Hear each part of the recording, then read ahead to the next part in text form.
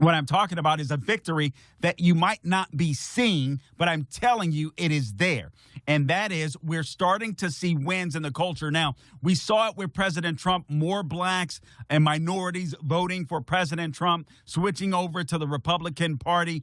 So we're starting to see that. So we saw it take shape politically. We're starting to see it move, in my opinion, into the culture. Because now the people that used to be able to get away, the black Marxists, the black radical leftists, the people that used to be able to get away with using this ad hominem attack, all right, you're racist, so nothing can be done to me because I'm black, it's over.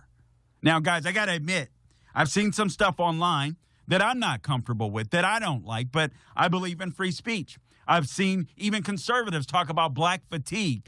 I hope you conservatives understand that just like not all whites are racist, obviously, not all blacks are racist. So I believe in black racism fatigue, fake fatigue. But this is what concerns me, because there's a powder keg that's coming if we don't reconcile when it comes to racism. This is why it's so important, in my opinion, to beat these leftists down. Whether they're black, whether they're white, we don't want any racial disharmony. America is a melting pot. I know we don't use that term anymore, but it's extremely important. If we're going to be the light on the hill, America needs to remain a melting pot. It isn't white people, black people, it's American people. Cut number 15, por favor, Zach. Some detractors that will push back on me and say, the only thing that the mayor talks about is the hiring of black people. No, what I'm saying is when you hire our people, we always look out for everybody else. We are the most generous people on the planet. I don't know too many cultures that have play cousins. That's how generous we are. We just make somebody a family member, right? That's just how we are. And so business and economic neighborhood development, the deputy mayor is a black woman. Department of Planning and Development is a black woman. Infrastructure deputy mayor is a black woman. Chief Operations Officer is a black man. Budget director is a black woman. Senior advisor is a black man. And I'm laying that out because when you ask how do we ensure that our people get a chance to grow their business, that is some of the most, sadly, the most racist stuff ever. But please understand, that is a black Marxist. He didn't talk about their competence. Obviously, they're not competent because Chicago is a disaster. All right. Crime-wise, economically, Chicago is a disaster. I cannot believe that Chicago went from Mayor Lightfoot, that was a complete disaster, and doubled down on disaster by picking this guy because they did not want to pick a white guy that was a moderate. And because of that, more blacks are being killed. There's more economic poverty because racists decided to vote for a racist. I mean, it's sickening to me.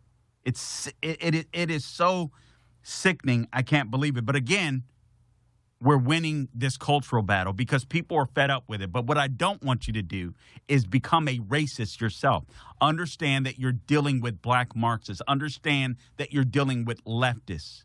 They're all a part of the Democrat Party because the Democrat Party is a leftist party now. It is no longer a liberal party, but we've had some wins. You couldn't arrest a representative or at least charge a representative, LaMonica MacIver. Not MacGyver because she's not brilliant. MacIver, all right? You couldn't press charges against a Letitia James without huge outcry. You couldn't have Hakeem Jeffries stopped in his tracks when he said, listen, you better not touch any one of these representatives or arrest any one of these representatives because that'll cross a red line. Why will it cross a red line? You're a legislator. You're a human being. You work for us. It doesn't cross a red line. If LaMonica MacIver crossed the red line by assaulting ICE agents, her behind should be in jail. She should pay the price. I don't give a flip about the color of her skin. And frankly, neither do more and more Americans. Now you can respond. Black women cannot be racist to white women. Are you kidding me? Sorry? That makes no sense. Sorry? Black women cannot be racist to white women. Do you not understand that? Oh, yes, they can. You don't have the intellectual capacity to understand that. Oh, yes, they can. Very much and you've been racist to me. That's very much You've impossible. been racist to me, a white man, by saying I'm a race baiter. Yeah.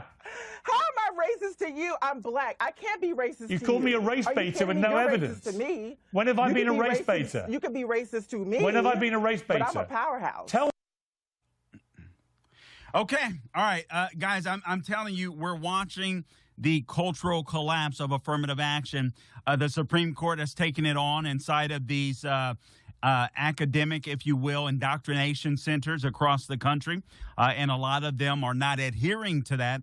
But honestly, this is why I say the fight for America, and I have said for quite some time, the fight to make America great again is going to be a generational fight. So I hope that you're buckled in for it. If you're assuming that we're just going to be able to rely on President Trump to get this done for us, the making America great again, he's not going to be able to do it alone, and he's certainly not going to be able to do it in just a span of 4 years. It's going to take all hands on deck. It's going to take, in my opinion, another presidency or two, and not to mention wherever you live, making your areas as red as possible. And I'm not talking about with a bunch of rhinos. It's going to take active participants to make sure that we turn America red. But you guys heard that particular audio, that particular cut. Thank you, Zach, coming back into the program. And that person was actually a dude pretending to be a woman. So he's delusional, first off. But what he was saying as there's no such thing as a trans person, but what he was saying as someone that suffers from gender dysphoria, pretending to be a black woman, is that black women cannot be racist. Black people cannot be racist. And that's one of the dumbest things that I've ever heard in my life, right? Because that assumes that black people are God. That assumes that there is no moral authority that is greater than a black person. And that's just dumb. And that is insane. And that is black supremacy. And that is wrong. That is evil. That is not biblical. That is not biblical. That is morally wrong. Of course you can be racist. It isn't man that gets to judge your heart. If going by that, if I went with that line of thinking, then whites that are racist could simply say, wait a minute, I'm white. I can't be racist. I'm superior. I can't be racist. That's the same argument. It's dumb as all get out. It's crazy. It's God that judges the heart, not black people, not black women.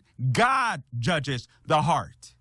When you die, we'll all die. You're going to stand before God, and you're not going to be able to say, well, God, I know I treated people badly because of their skin color, but I can't be racist. I don't think that argument is going to fly with Jesus. Actually, I know it's not going to fly with Jesus. It's really asinine, but sadly, this is what happens. The left is absolutely godless. That's why politics is their religion. If you understand that, you understand the left. Politics is the religion for the godless. Hear me. Politics is the religion for the godless. That's what it is. Now, I love politics. I'm not godless. I see politics as a vessel to do good and accomplish good for all human beings, regardless of their skin color, regardless of their sex. And there's no such thing as gender. I hate using that term. Sometimes it slips, but I hate using that term. That's a term that was invented or created by a progressive so that they could play around with gender fluidity. There is no gender fluidity. If you have a stick between your legs, you're a dude. You're either a certified penis owner or you're a certified vagina owner. Now, let me get back to, man, I keep talking and I forget to go to the point that I want to make. So let me go to LaMonica McIver. She's been charged again with assault. Representative LaMonica McIver was charged with assaulting, resisting, and impeding law enforcement officers during a riot at Delaney Hall ICE detention facility in Newark, New Jersey. We all saw the picture. You also have Chicago Mayor Brandon Johnson, who now the DOJ is investigating for civil rights violations because he came out like an idiot and said that, yeah, he hires black people because he exclusively because he believes that black people are the most generous, basically, with your money. The guy's a racist. The guy's a bigot. Here's the thing. Here's the point that I'm trying to make. I'm not sure that Republicans would have done this a few years ago.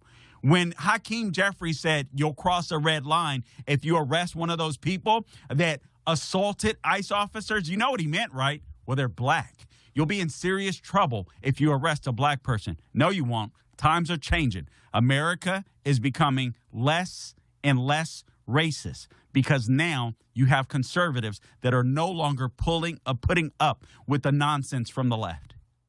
For full shows, live and on demand, it's Salem News Channel.